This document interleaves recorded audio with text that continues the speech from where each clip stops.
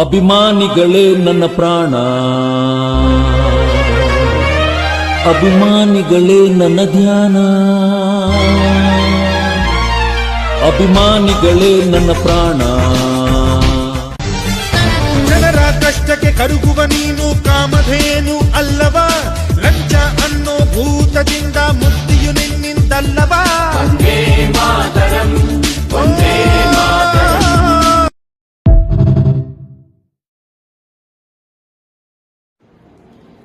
ಜೈ ಶ್ರೀರಾಮ್ ಬಂಧುಗಳೇ, ಜೈ ಭೀಮ್. ನಾನು ಇವತ್ತು ಮಾತಾಡ್ತಾ ಇರುವಂಥ ಒಂದು ವಾಕ್ಯ ನಮ್ಮ ಕನ್ನಡದ ಲಾಯನಾದಂಥ ಸಾಹಸ ಸಿಂಹ ವಿಷ್ಣುವರ್ಧನ್ ಸರ್ ಬಗ್ಗೆ. ಅವರಂತ ನಡೆದಂಥ ದಾರಿ, ಅವರ ವ್ಯಕ್ತಿತ್ವ, ಅವರ ಬಗ್ಗೆ ಮಾತಾಡ್ಬೇಕಂದ್ರೆ ಎಷ್ಟೋ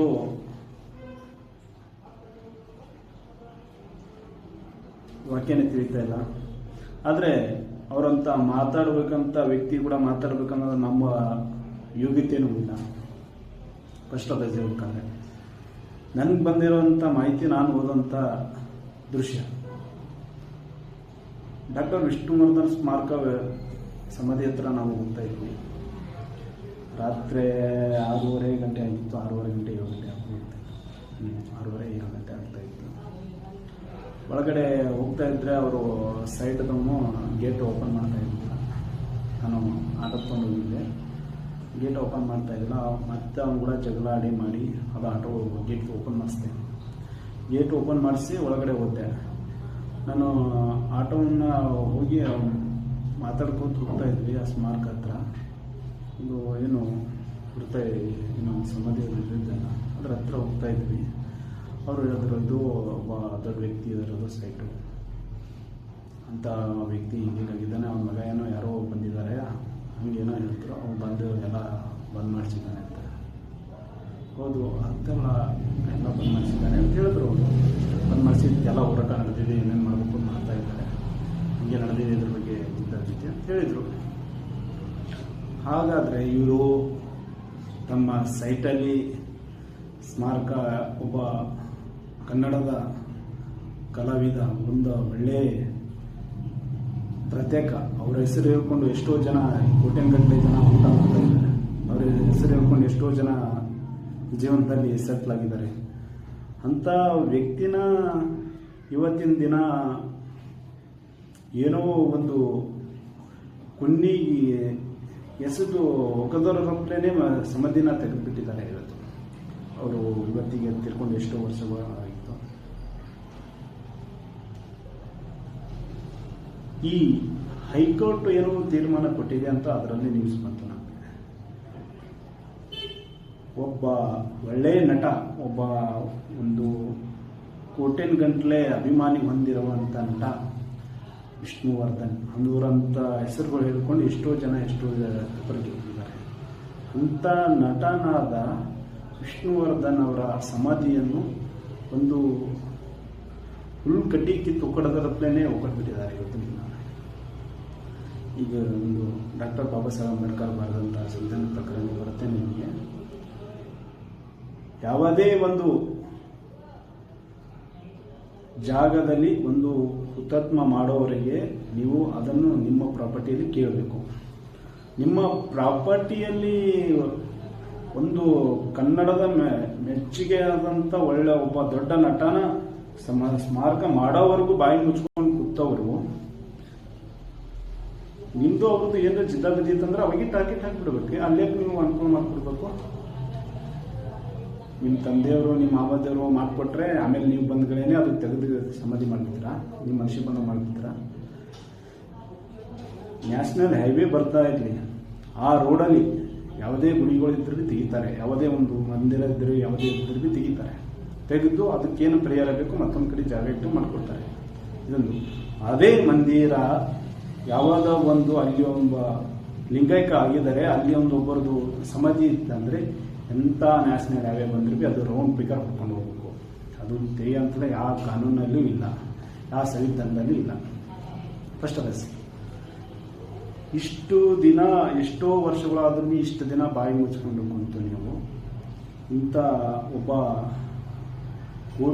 ಕೋಟೆನ ಗಟ್ಟಲೆ ಅಭಿಮಾನಿಗಳು ಹೊಂದಿರುವಂಥ ಡಾಕ್ಟರ್ ವಿಷ್ಣುವರ್ಧನ ಸ್ಮಾರಕ ಒಂದು ಸುಳ್ಳೆ ಒಂದು ಕಸದ ಕಡ್ಡಿ ಒಕ್ಕಡದಪ್ಪಲೆ ಒಕ್ಕಟ್ಟಿದ್ದಾರೆ ಇವತ್ತಿನ ದಿನ ಕನ್ನಡ ಜನತೆ ಹುಟ್ಟಲಾರ್ದಂಗಾಯಿತು ಅಂತ ಒಳ್ಳೆ ನಟ. ನಮಗೆ ಜಾತಿ ಬೇಕಿಲ್ಲ, ನಮಗೆ ಏನೂ ಒಂದು ಇದಿಲ್ಲ ಅಂತ ಒಬ್ಬ ಒಳ್ಳೆಯ ನಟ. ಅಂಥವ್ರ ಬಗ್ಗೆ ಮಾತಾಡಬೇಕಂತ ನಟನ ಒಂದು ಸ್ಮಾರಕ ಈ ಥರ ಆಗ್ತಾ ಇದೆ ಅಂತ ನಮ್ಮ ಕರ್ನಾಟಕದಲ್ಲಿ ಯಾರು ಮಾಡ್ತಾ ಇದ್ದಾರೆ ಅಂತ ಗೊತ್ತಾಗ್ತಿಲ್ಲ.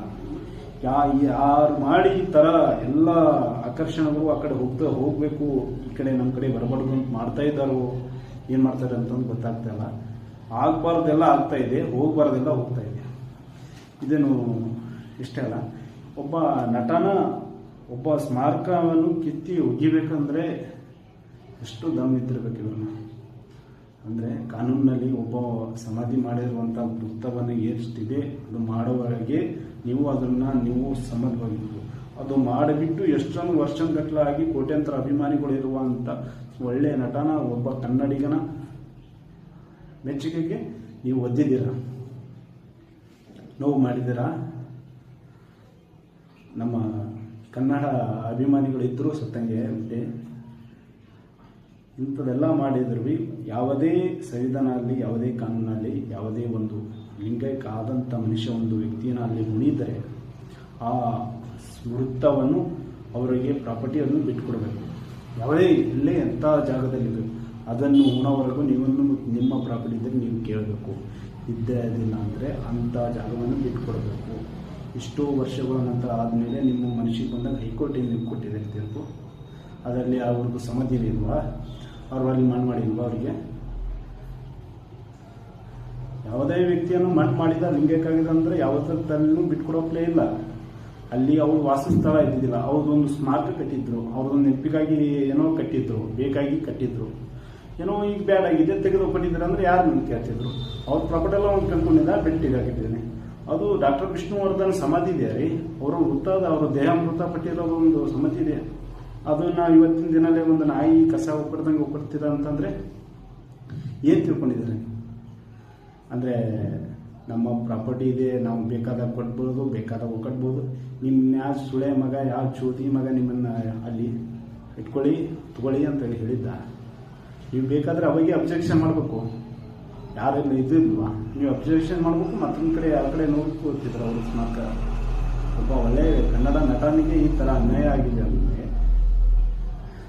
ಏನು ಮಾಡ್ತಾ ಇದೆ ಅನ್ನೋ ಸಂವಿಧಾನ, ಹೆಂಗೆ ಹೈಕೋರ್ಟು ತೀರ್ಪು ಕೊಟ್ಟಿದೆ ಅನ್ನೋದು ಗೊತ್ತಾಗ್ತಾ ಇಲ್ಲ. ಇದು ನಮಗಂತೂ ತಿಳಿದಿರೋ ಮಾಹಿತಿ ಪ್ರಕಾರ ಎಷ್ಟೋ ವರ್ಷಗಳಾಯಿತು ಅವರು ಸ್ಮಾರಕ ಇದು ಸಮಾಧಿಯಲ್ಲಿದ್ದು ಲಿಂಗೈಕ್ಟಾಗಿ. ಇಷ್ಟು ವರ್ಷಗಳಾದ್ರೂ ಭೀ ಇವತ್ತಿನ ಕನ್ನಡ ಜನತೆಗೆ ಇದೊಂದು ಚುಚ್ಚುವಾದ ಮನಸ್ತಾಪ. ಇದು ಆಗಬಾರ್ದಿತ್ತು, ಆಗಿದೆ. ಇದು ಬುದ್ಧಿ ತಿಳಿಸಲೇಬೇಕು.